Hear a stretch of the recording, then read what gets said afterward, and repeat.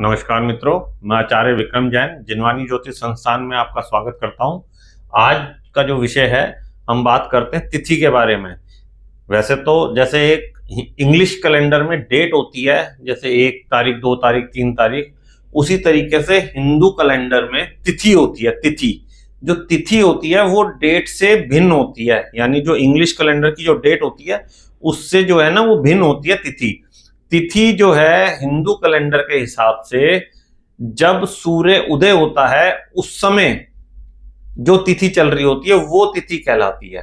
तो तिथि से रिलेटेड क्या क्या चीजें हैं, मतलब हम कौन सी तिथि पे क्या कार्य कर सकते हैं, मुहूर्त में तिथि का क्या अर्थ है, मुहूर्त में क्या क्या कैसे तिथि यूज होती है, तथा तिथि होती क्या है। बेसिकली क्या है, जो सूर्य और चंद्रमा दोनों के बीच में जो कोणीय या दूरी होती है, यानी कि जो डिग्री वाइज जो दूरी होती है, उस डिग्री की दूरी से तिथि की गणना होती है। जितना सूर्य चंद्रमा से दूर जाएगा उतनी तिथि बढ़ती जाएगी। जब सूर्य और चंद्रमा 180 पे आ जाते हैं तो पूर्णिमा हो जाती है। तो इसी उसको कैलकुलेट अलग से किया जाता है। मैं आपको तिथि के बारे में आज समझा रहा हूं। आप देखिए तिथि क्या है और कौन सी तिथि में हम क्या कार्य कर सकते हैं, कितने प्रकार की तिथियां होती हैं। तो बात करते हैं तिथि के बारे में। तो सबसे पहली तिथि है प्रतिपदा तिथि, यानी जो पहली तिथि है। तो उसके जो स्वामी हैं वो हैं अग्निदेव। और हर तिथि मतलब महीने में 1 से लेके 15 तक शुक्ल पक्ष की तिथि होती हैं, और फिर 1 से 15 तक कृष्ण पक्ष की तिथि होती है। शुक्ल पक्ष और कृष्ण पक्ष दो पक्ष होते हैं। यानी कृष्ण पक्ष वो जिसमें कि जो चंद्रमा है वो घट रहा है, और शुक्ल पक्ष वो जिसमें चंद्रमा जो है वो बढ़ रहा है। तो ये दो प्रकार की तिथियां होती हैं, 1 से 15 और 1 से 15। जब कृष्ण पक्ष का तिथि चल रही होती है, तो जब कृष्ण पक्ष में चंद्रमा घट रहा होता है, तो जो 15वीं तिथि होती है उस पे अमावस होती है, यानी कि चंद्रमा पूर्णतः विलुप्त हो जाता है। इसी तरीके से जब शुक्ल पक्ष होता है, शुक्ल पक्ष की जो 15वीं तिथि होती है उसमें पूर्णिमा होती है, यानी कि चंद्रमा पूरी तरह उदय हो जाता है। और इसी को अपोजिट करें तो जो शुक्ल पक्ष की जो प्रतिपदा तिथि होती है उसमें चंद्रमा बिल्कुल विलुप्त होता है, बस जरा सा निकलता है बाहर, मतलब उसकी रोशनी बढ़नी शुरू होती है। तो शुक्ल पक्ष का जो चंद्रमा होता है वो बहुत निर्बल होता है। तो इसलिए जो प्रतिपदा तिथि होती है उसमें शुक्ल पक्ष के जो प्रतिपदा होती है, पहली तिथि, उसमें मांगलिक कार्य जो हैं, हर प्रकार के मांगलिक कार्य वर्जित होते हैं। मांगलिक कार्य कौन कौन से हो गए? मांगलिक कार्य का मतलब हो गया विवाह संस्करण, गृह प्रवेश, कहीं यात्रा आरंभ करना। तो ये सारी चीजें, जितने भी मांगलिक कार्य हैं हमारे, ये वर्जित होते हैं। लेकिन कृष्ण पक्ष की प्रथमा तिथि पे यानी प्रतिपदा तिथि के ऊपर हम ये सारे कार्य कर सकते हैं। कौन कौन से? गृह प्रवेश, उपनयन संस्कार, यात्रा, ये सब हम कर सकते हैं। अब आती है द्वितीया तिथि। द्वितीया तिथि के जो स्वामी हैं वो हैं ब्रह्मा जी। तो इस तिथि पे हम क्या क्या कार्य कर सकते हैं? इस तिथि पे राज संबंधी जितने भी कार्य हैं वो कर सकते हैं। विवाह हो सकता है, यात्रा शुरू कर सकते हैं कहीं पे, उपनयन संस्कार हम कर सकते हैं। तृतीया तिथि। तृतीया तिथि के जो स्वामी हैं वो है गौरी, माता गौरी। और उसमें हम क्या क्या कर सकते हैं? स्वर्ण आभूषण खरीदना, यात्रा शुरू करना, गृह प्रवेश करना, शिक्षा आरंभ करना, उपनयन संस्कार करना। तो ये सारे कार्यक्रम या ये सारी जो कार्य हैं ये हम तृतीया तिथि पे हम कर सकते हैं। अब चतुर्थी तिथि। चतुर्थी तिथि के जो स्वामी हैं वो हैं गणपति जी। तो गणपति जी, अब ये चतुर्थी तिथि जो है ना, ये क्रूर तिथि मानी जाती है, यानी कि इस पे जिस भी प्रकार के जो क्रूर कार्य होते हैं वो कर सकते हैं। जैसे हथियारों का प्रयोग, बिजली के कार्य करना, किसी प्रकार के षड्यंत्र करना किसी के खिलाफ। मान लो जैसे षड्यंत्र करना वैसे तो गलत माना जाता है, लेकिन मान लो अगर कोई मिलिट्री है, कोई सेना है, और वो किसी दूसरी सेना के लिए षड्यंत्र रच रही है, कुछ स्ट्रैटेजी रच रही है, तो उस तरीके की चीजें करना, चतुर्थी तिथि में लाभकारी सिद्ध होता है। विष का प्रयोग करना, अब विष का प्रयोग भी कहते हैं हम, गलत है, लेकिन विष को हमेशा हम विष के तरीके से ना देख के विष को एज ए मेडिसिन भी देख सकते हैं। तो उस तरीके से भी अगर हम विष का किसी प्रकार से प्रयोग करना है वो, या किसी को मारना है, अब वही मैंने जैसे बताया कि मिलिट्री अगर जैसे या सेना कोई षड्यंत्र करती है तो किस लिए करेगी, कि सामने वाली सेना को मारना है, परास्त करना है, विजय प्राप्त करनी है। तो ये सारे काम चतुर्थी तिथि में हम कर सकते हैं।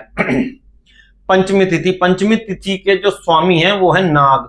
तो इसमें किसी भी प्रकार का शुभ कार्य हम कर सकते हैं। शुभ कार्यों में जितने भी शुभ कार्य आ गए, जैसे कि विवाह करना, किसी प्रकार की शिक्षा का आरंभ करना, गृह प्रवेश करना, नींव खनन करना किसी भूमि की, या किसी भी प्रकार का जो भी, जैसे वाहन खरीदना, किसी भी प्रकार का जो शुभ कार्य है वो हम पंचमी तिथि में कर सकते हैं। अब है षष्ठी तिथि। षष्ठी तिथि के जो स्वामी हैं भगवान कार्तिकेय हैं, जो कि गणेश जी के बड़े भाई हैं। तो भगवान कार्तिकेय हैं इसके स्वामी, और इसमें हम क्या क्या कर सकते हैं, मकान बनवाना, अस्त्र शस्त्र से संबंधित कार्य, नए वस्त्र खरीदना, आभूषण खरीदना, किसी भी प्रकार का क्रय विक्रय करना। लेकिन इसमें यात्रा आरंभ करना, मान लो आप कहीं जाना चाह रहे हो और उस समय षष्ठी तिथि है, तो यात्रा आरंभ करना उस समय वर्जित बताया गया है। अब आती है सप्तमी तिथि। सप्तमी तिथि के स्वामी हैं सूर्य। तो सूर्य, जैसे कि मैं बताता रहता हूं, जैसे सबको पता भी है, सूर्य जो है वो सारे प्लैनेट्स का 9 के 9 ग्रहों का राजा है। तो राजा मतलब राज्य सरकार। तो राज्य सरकार तथा सरकारी कामों को अगर आपने शुरू करना है या कोई कार्य करना है सरकार से संबंधित, तो वो इस स्थिति में करेंगे तो लाभप्रद होगा। विवाह करना है, नई वधू का गृह प्रवेश करवाना है, यात्रा आरंभ करनी है, नए आभूषण खरीदने हैं, बच्चों का अन्न प्रशासन कराना है, उपनयन संस्कार कराना है, तो ये सारे जो जितने भी शुभ कार्य हैं ये हम सप्तमी तिथि में कर सकते हैं। अष्टमी तिथि। अष्टमी तिथि के स्वामी शिव जी कहलाते हैं, और अष्टमी तिथि में शास्त्रों से संबंधित कार्य, लेखन, युद्ध में उपयोग होने वाली चीजें, अस्त्र शस्त्र, आभूषण, रत्न, ये सारी चीजों का क्रय विक्रय खरीदना, और सरकार से संबंधित जितने भी कार्य हैं ये सारे कार्यक्रम हम कर सकते हैं। नवमी तिथि। नवमी तिथि दुर्गा जी इनकी स्वामी है, और इसमें वही सारे कार्य जो हमने चतुर्थी तिथि में देखे थे, क्योंकि नवमी तिथि भी क्रूर तिथि है, तो वही सारे कार्य हम कर सकते हैं, और इसमें कोई शुभ कार्य वर्जित रहता है। तथा शराब बेचना या शराब बनाना, किसी के साथ वाद विवाद करना, कोई वाद विवाद करके कोई आपका सॉल्यूशन हो रहा हो किसी प्रकार से, तो वाद विवाद करना, तो ये सारी चीजें हम इसमें कर सकते हैं। अन्यथा जितने भी हमारे जो शुभ कार्य हैं जैसे कि विवाह वगैरह, तो ये हम कार्य इस नवमी तिथि में नहीं कर सकते, क्योंकि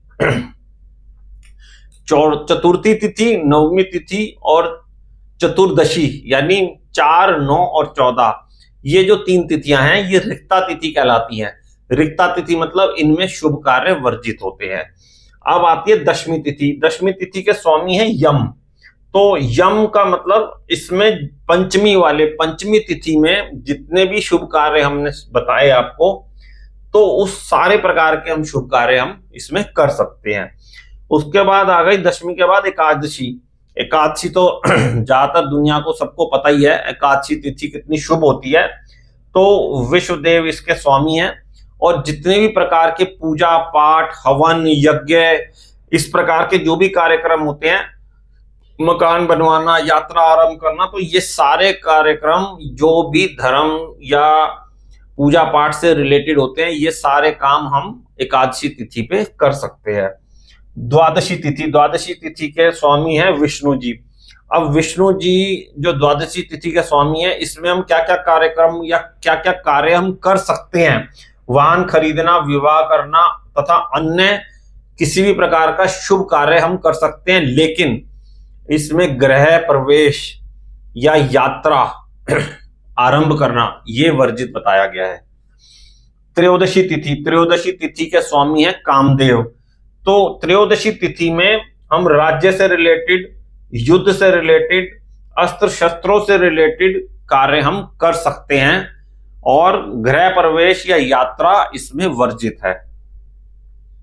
चतुर्दशी तिथि के स्वामी हैं रुद्र।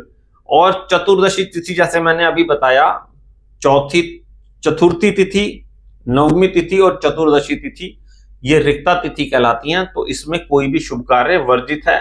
शेष ये चतुर्दशी तिथि की तरह ही काम करती है। पूर्णिमा के स्वामी है चंद्रमा। जैसे मैंने अभी बताया था कि पूर्णिमा में चंद्रमा पूरा उदय होता है, यानी फुल मून होता है उस समय। तो पूरा चंद्रमा के ऊपर पूरी चांदनी होती है, पूरा चंद्रमा दिखाई देता है आसमान में। तो पूर्णिमा तिथि पे विवाह करना, यज्ञ करना, वस्त्र आभूषण खरीदना, यात्रा आरंभ करना, ये सारे कार्यक्रम हम कर सकते हैं। अमावस्या के जो स्वामी होते हैं वो होते हैं पितृ, हमारे देव पितृ। तो इसमें हम पितरों से रिलेटेड जो पूजा है, यज्ञ है, हवन है, दान है, तो ये सारे कार्यक्रम या ये सारी चीजें हम उसमें कर सकते हैं। और उसमें अमावस पे अगर हम दान करते हैं और या पितरों के लिए दान तर्पण करते हैं तो वो विशेष लाभदायक सिद्ध होता है। तो ये तिथियों के बारे में मैंने बताया। अब इन तिथियों को हम कैटेगराइज कैसे करते हैं, जैसे कि 1, 6 और 10, यानी कि प्रतिपदा, षष्ठी और दशमी, ये तिथियां नंदा तिथियां कहलाती हैं। और इन तिथियों में आनंद व लाभ से रिलेटेड कार्यक्रम होते हैं। उसके बाद है द्वितीया तिथि, सप्तमी तिथि और द्वादशी तिथि, ये भद्रा तिथियां कहलाती हैं। तीसरी है तृतीया तिथि, अष्टमी तिथि और त्रयोदशी, ये जया तिथियां कहलाती हैं। उसके बाद है चतुर्थी तिथि, नवमी तिथि और चतुर्दशी तिथि, ये तिथियां रिक्ता तिथियां कहलाती हैं। इसमें जो कोई भी कार्यक्रम करते हैं, हम काम करते हैं, इसमें कलेश व संताप की वो भावनाएं रहती हैं। और उसके बाद है पंचमी तिथि, दसवीं तिथि और 15वीं, यानी कि अमावस या पूर्णिमा। इन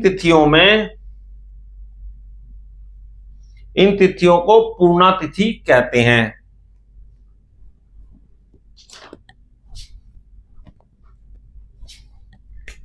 ये 1, 6 और 11, ये है एक प्रथमा तिथि, षष्ठी तिथि और एकादशी, इन्हें नंदा तिथि कहते हैं।